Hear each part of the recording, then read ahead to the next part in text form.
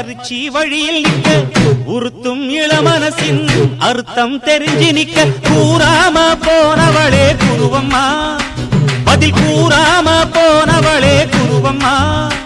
அட வருத்தம் என்ன பருவமா நாம விலகி நிற்க ரெண்டும்